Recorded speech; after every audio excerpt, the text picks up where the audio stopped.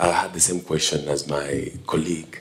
I just wanted to request that you kindly answer it in English, if that would be possible. Why don't you ask the question, so that I can answer it? Otherwise, if I answer his question in English, it will be complicated. All right. In line with the conflict that has been going on between Rwanda and Uganda, I just wanted to know that what is being done in line with that, especially now that Rwanda is the bigger person in the East Africa community, and of course the issues that have been encountered at the Gatuna border. There has been different views on what's happening, and I would just like for clarity in that line. Yes, I think it is. I've seen a lot of confusion, a bit, amalgamation of issues, and some outright disinformation about what is happening. So let me explain. First of all, it is important to separate border issues from other issues. As far as the border is concerned, Rwanda's borders with all our neighbors are open on the Rwandan side. All the borders are open. There is a challenge with Gatuna because there is an ongoing construction of a one-stop border post. This construction, we hope, will be concluded by May, late May. I think that is the timeline now. But in order to speed up construction, given the terrain of Gatuna, it's a narrow gorge. It's quite a complicated terrain. Even designing that one-stop border post was a challenge because of the nature of that terrain itself. But in order to hasten that construction, we have requested all heavy trucks and vehicles, heavy vehicles, to use alternative entry points into Rwanda from Uganda. Use Kagitumba, use Cyanika. Those light traffic that can use Gatuna without impeding the work continues. That is going on well. We had a challenge because from the 21st, Gatuna was clogged up for many reasons. Truck drivers not responding quickly enough to use alternative routes. Some was a point at which they couldn't turn, those who wanted to turn. So there were quite a series of logistical issues. Clogged up Gatuna. But now it's moving on Kagitumba and Cyanika. Of course, because one border post is not functioning maximally, there is a bit of pressure on the other border posts too, but which are manageable.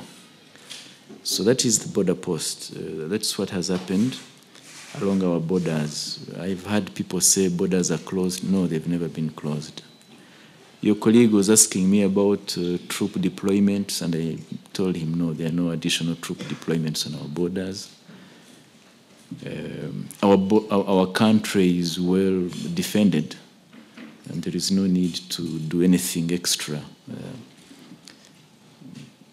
than what has been done now. So those are the border issues. Now, as to the other issues which are under discussion with the government of Uganda, these are not new. These are issues we've been discussing for 2 years now. Our heads of state met, the president met his colleague in Addis Ababa, discussed this for over a period of 2 days. They met in Entebbe State House, they discussed them. They have exchanged envoys. Rwanda has written These are in writing. But we have not yet received an answer, a satisfactory answer. And hopefully, this answer will come because we still continue talking. And I was explaining that there are only 3 problems.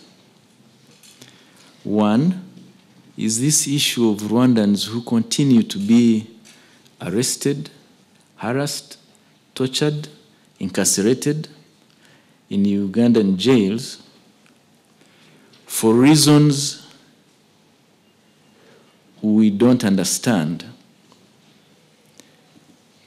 and in breach of international obligations. In breach of international obligations. We have over 190-something people. These lists have been shared with Uganda over these past 2 years, as I have explained. They keep being updated. We have some arrested as late as the 28th. So that is a problem. Our position has been that we do not want to interfere in Uganda's internal affairs. We do not even challenge the right of Uganda to arrest people if they think they are criminals. That is not the issue. The issue is if you arrest somebody, first of all, you take them through due process. That is it. You take them through due process, you allow consular access. When we arrest Ugandans here in Rwanda who have committed crimes, they go to our courts of law, but the embassy is immediately informed. The Ugandan embassy here is immediately informed. They don't have to ask. We inform them that so-and-so has been arrested for this reason. This is where they are. And then they can receive consular access. This is standard practice among nations. That is what we have asked for from our colleagues. We have not received it. We have people who have been incarcerated since 2017. Since 2017. They have not had access. They have not had consular access. They have not gone through courts of law. Their lawyers have not been able to access them.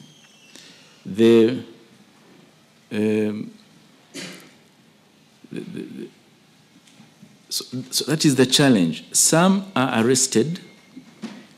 We request for an explanation. A year later, we find them at our borders. They're brought in, dumped, tortured, and we receive them. So that is the challenge. That is the issue we have raised. And we think it is an important issue because for us, the rights of these people, if they are our citizens, are important for us to know. But that does not mean we interfere. I've heard people saying you're interfering. No, we're not interfering. We just want things to be done the way they should be done, the way international law provides for that to be done. We have over 980 people deported from Uganda.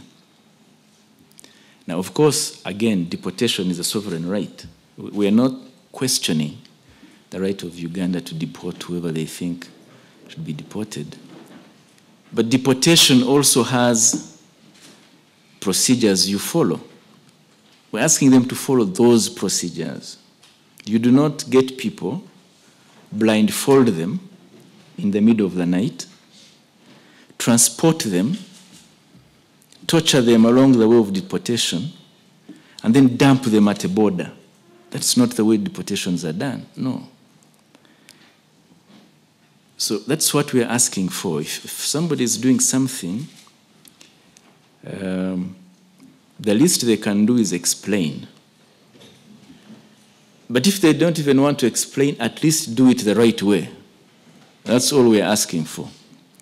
Now, but it's also not normal that you would have 900 and something people deported. That's not a normal state of affairs. So which we need to discuss. So those are the issues, the first issue that we have raised. And we will continue to discuss with our colleagues to make sure that this is addressed. Now, because over the last 2 years, we have not seen any headway on this matter, which affects the lives of our own citizens, we have advised them, Rwandan citizens, not to travel to Uganda until these matters are sorted out. It is our responsibility as a government to do so. We have been blamed for acting too late. But as I've explained, it's taken 2 years for us to take this step of advising our people not to go to Uganda for their own security. But as I explained, Ugandans, East Africans are welcome to Rwanda. They are free to come in. They are received well. They'll continue to be received well. So the advice is to our citizens for their protection. And we hope that this matter will be resolved with our colleagues. So that is one set of issues which we have been discussing. The second, which we have been discussing with our colleagues from Uganda, and will continue to do so, is this alarming thing for us of groups hostile to government of Rwanda, groups which have carried out acts of terrorism inside Rwanda. They carried out attacks in Kigali here, grenade attacks in the past. They've carried out attacks in the north of our country.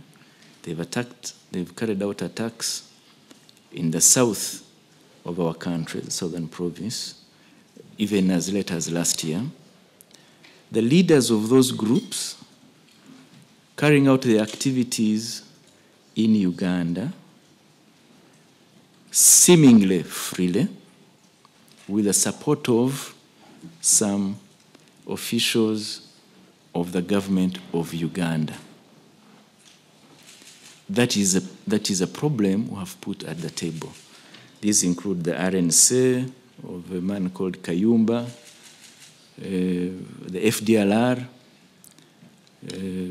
some of the FDLR people. The FDLR are the people who carried out genocide in this country.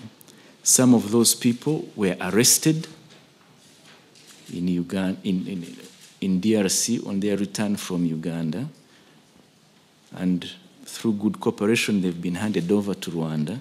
They've detailed these activities. And we have shared that information with our colleagues from Uganda and requested for, first of all, that these things stop, because I can't see any explanation for this support. That is the second challenge. This is also has been ongoing. It is not something that is new. The third, which we are also discussing, is that for some reason, Rwandan goods find difficulty either transiting through Uganda or being sold in Uganda. Quite a number of some of the Rwandans deported claim that their businesses are closed and then they are deported. Some are people who've been in Uganda for some time.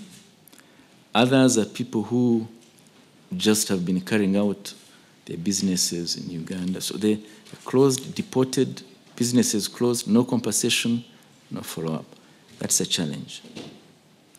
Some of Rwanda's goods, as you know, have been held up in Uganda in the past. We had whole container of minerals held for months and eventually released. We still don't know why this happened.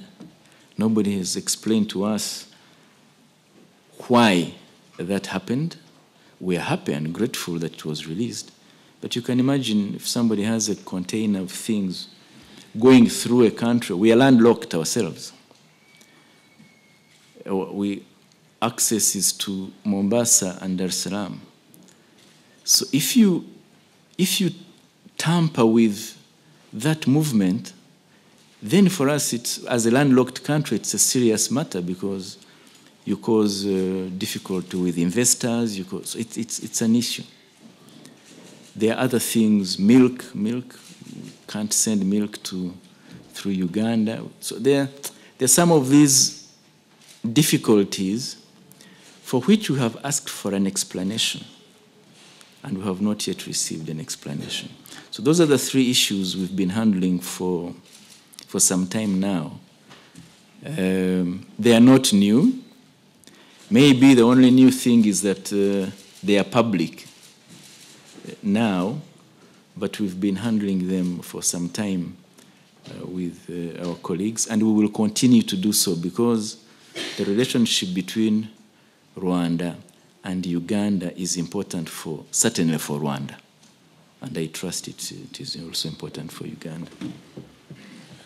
Thanks, Minister. On the same issue of Rwanda and Uganda, we have a question from Twitter, from Luis Jadwang, and he asks, when do we see the roadworks being completed? Roadworks where? Oh. Gatuna border. Oh, it's the one-stop border post construction, and the timeline I've been given is May, end of May, works should be completed. Thank you. I will take a question from Bloomberg. Thank you very much. My name is Saul Taylor. I work from Bloomberg. So with the advice of Rwanda not traveling to Uganda, which also includes traders, what's the likely impact of our Rwanda's exports to Uganda or transit through, maybe to Mombasa? Thank you. Well, Rwandan exports to Uganda are not that high. I think they're about 19 million.